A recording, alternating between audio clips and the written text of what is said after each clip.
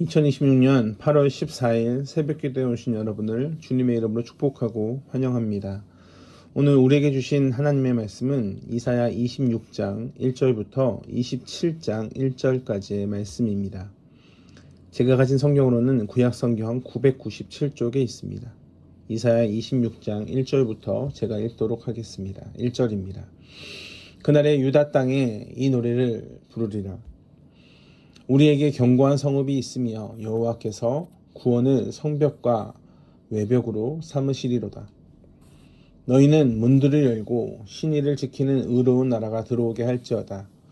주께서 심지가 견고한 자를 평강하도록 지키시리니 이는 그가 주를 신뢰함이니이다. 너희는 여호와를 영원히 신뢰하라. 주 여호와는 영원한 반석이심이로다. 높은 데에 거주하는 자를 낮추시며 솟은 성을 헐어 땅을 엎으시되 진토에 미치게 하셨도다. 발이 그것을 밟으리니 곧 빈궁한 자의 발과 곰핍한 자의 걸음이로다. 의인의 길은 정직하며 정직하신 주께서 의인의 첩경을 평탄하게 하시도다. 주께서 심판하시는 길에서 우리가 주를 기다려 싸우며 주의 이름을 위하여 또 주를 기억하려고 우리 영혼이 사모하나이다. 밤에 내 영혼이 주를 사모하였은즉 내 중심이 주를 간절히 구하오리니 이는 주께서 땅에서 심판하시는 때에 세계의 거민의 의를 배움이니이다. 악인은 은총을 입을지라도 의를 배우지 아니하며 정직한 자의 땅에서 불의를 행하고 여호와의 위엄을 돌아보지 아니하는도다. 여호와여, 주의 손이 높이 들릴지라도 그들이 보지 아니하오나 백성을 위하시는 주의 열성을 보면 부끄러워할 것이라. 불이 주의 대적죄를 사르리이다. 여호와께서 우리를 위하여 평강을 베푸시오리니 주께서 우리의 모든 일도 우리를 위하여 이루심이니이다. 여호와 우리 하나님이여, 주 외에 다른 주들이 우리를 관찰하였사오나 우리는 주만 의지하고 주의 이름만 부르리이다. 그들은 죽었은즉 다시 살지 못하겠고 사망하였은즉 일어나지 못할 것이니 이는 주께서 그들을 멸하사 그들의 모든 기억을 없이 하셨음이니이다.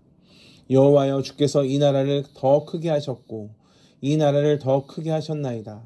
스스로 영광을 얻으시고 이 땅의 모든 경계를 확장하셨나이다. 여호와여, 그들이 환난 중에 주를 앙모하였사오며 주의 징벌이 그들에게 임할 때에 그들이 간절히 주께 기도하였나이다. 여호와여, 잉태한 여인이 상기가 임박하여 상고를 겪으며 부르짖음같이 우리가 주 앞에서 그와 같으니이다. 우리가 잉태하고 상고를 당하였을지라도 바람을 낳은 것 같아서 땅에 구원을 베풀지 못하였고 세계 거민을 출산하지 못하였나이다. 주의 죽은 자를 살아나고 그들의 시체들은 일어나리이다. 티끌에 누운 자들아, 너희는 깨어 노래하라. 주의 이슬은 빛난 이슬이니 땅이 죽은 자들에게 내놓으리로다. 내 백성아, 갈지어다. 내 빌실에 들어가서 내 문을 닫고 분노가 지나가기까지 잠깐 숨을지어다. 보라, 여호와께서 그의 처소에서 나오사 땅의 거민의 죄악을 벌하실 것이라. 땅이 그 위에 잦았던 피를 드러내고 그 살해당한 자를 다시는 덮지 아니하리라. 그날에 여호와께서 그의 견고하고 크고 강한 칼로 날랜 뱀 리워야단 곧 꼬불꼬불한 뱀 리워야단을 벌하시며 바다에 있는 용을 죽이시리라. 아멘. 믿음이 좋다라는 것은 무엇을 말씀합니까? 우리가 누군가를 믿을 때 그것이 사람이라고 할지라도 누군가를 믿을 때 어떻게 믿습니까? 상대방이 믿을만 하기 때문에 믿습니다.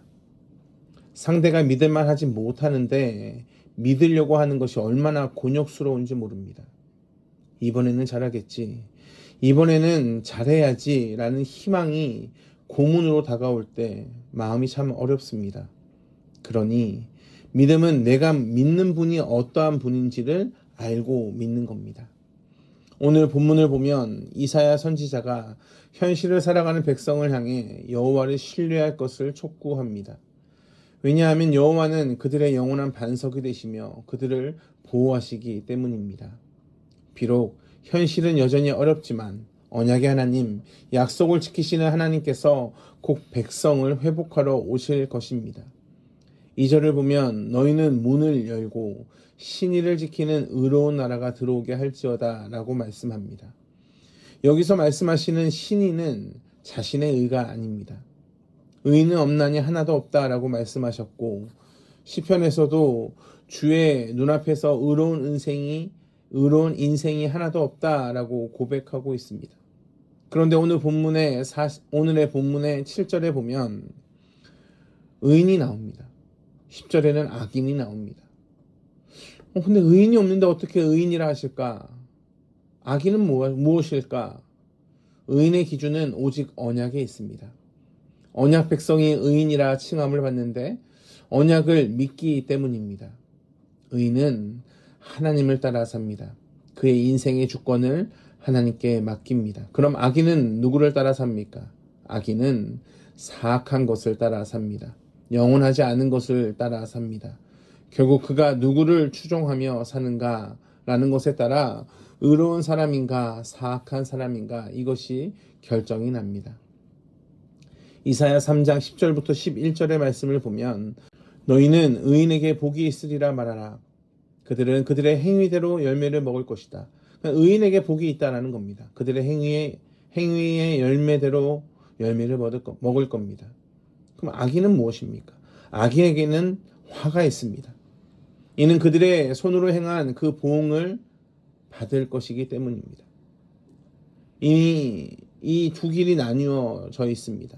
두 무리가 있음을 말씀합니다. 의로운 나라는 어떠한 나라입니까? 믿음을 지키는 나라, 내가 섬기는 분을 신뢰하고 따르는 나라, 그것이 바로 믿음의 나라입니다. 그러나 문제는 우리의 현실에 있습니다. 1절을 보면 그날의 유다 땅에서 우리에게 견고한 성읍이 있다. 그렇게 노래를 부르자라고 합니다. 그런데 바벨론에 돌아왔을 때 예루살렘의 실상은 견고한 성읍이 없었습니다. 성은 파괴되고 성문들은 무너진 상황입니다. 폐허와 같습니다. 그럼 선지자는 왜 우리에게 견고한 성읍이 있다라고 노래를 합니까? 우리 하나님께서 견고한 성읍이기 때문입니다. 눈에 보이는 성읍을 뛰어넘어 하나님께서 우리의 성읍이 되시면 어떠한 어려움도 없을 것이 확실하기 때문입니다. 우리의 신앙생활이 이렇습니다. 우리의 현실을 보면 무너질 때가 얼마나 많은지 모르겠습니다. 언제 이 어두운 터널이 끝날까? 아무런 빛이 보이는 이 어두운 터널이 언제나 끝날까? 한 성도님이 고백합니다. 정말 죽을 것 같아서 꼴딱 숨이 넘어갈 때쯤 조금 살 수 있게 하신다. 그러나 또 이제 끝이다, 희망이 없다라고 생각하고 포기할 때쯤 또 조금 살 수 있게 하실 때가 있습니다. 그렇게 살아가다가 빛이 조금 보여서 지금은 조금 살만합니다. 생각해보면 이렇게 먹고 사는 것만으로도 감사합니다 라는 고백을 합니다. 그분이 어떻게 버틸 수 있었을까? 그래도 언젠가 하나님께서 피할 길을 주시겠지. 내가 견딜 수 있는 시험을 주신 거지.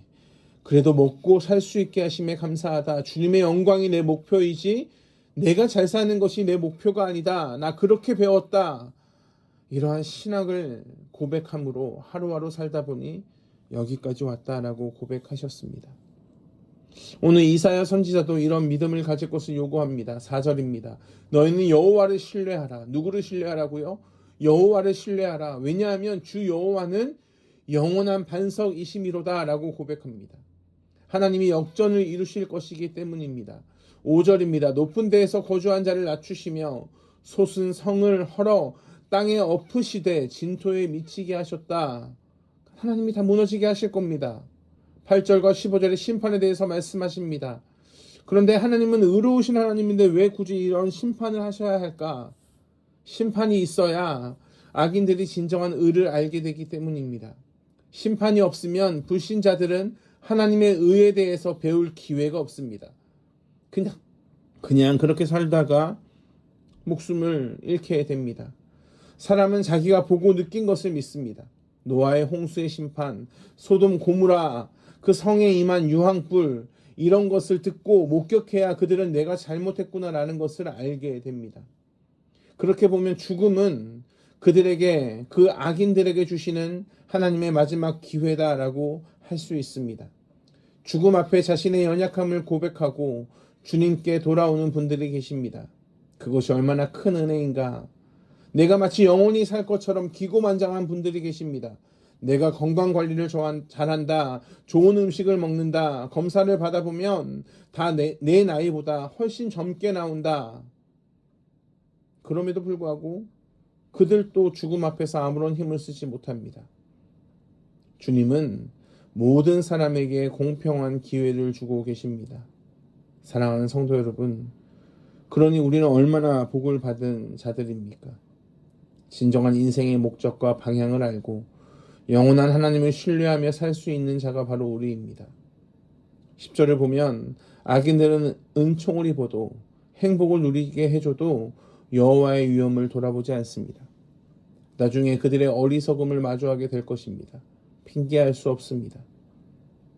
14절에 보면 대적자들은 죽었다라고 말씀합니다. 다시 살지 못합니다. 그러나 19절에 보면 주의 죽은 자들은 살아납니다. 영생이 우리에게 있다는 것은 그 무엇과도 바꿀 수 없는 영원한 기쁨입니다. 사랑하는 성도 여러분, 오늘 또 영원한 것을 추구하며 여러분에게 주신 멋진 인생을, 그 인생을 살아내시길, 견디시길, 꼭 이겨내시길 주님의 이름으로 축복합니다. 기도하겠습니다. 사랑과 은혜와 풍성하신 아버지 하나님, 하나님의 은혜와 하나님의 사랑에 감사합니다. 우리의 연약함이, 우리의 부족함이 우리의 현실을 막을 때가 얼마나 많은지 모릅니다. 주님, 그러나 하나님이 우리 가운데 견딜 힘을 주시고 피할 길을 허락하시니 주님, 포기하지 않고 믿음의 길을 전진하게 하여 주시옵소서. 감사합니다. 사랑이 많으신 예수 그리스도의 이름으로 기도합니다. 아멘. 우리 주 예수 그리스도의 은혜와 하나님의 풍성하신 사랑과 성령 하나님의 내주하시며 교통하시는 그 풍성하신 은혜가 오늘도 하나님께 내 인생을 맡기며 영원한 곳을 추구하며 믿음으로 살기를 소망하는 한 분 한 분 위에 영원토록 함께 하시길 간절히 축원하옵나이다. 아멘.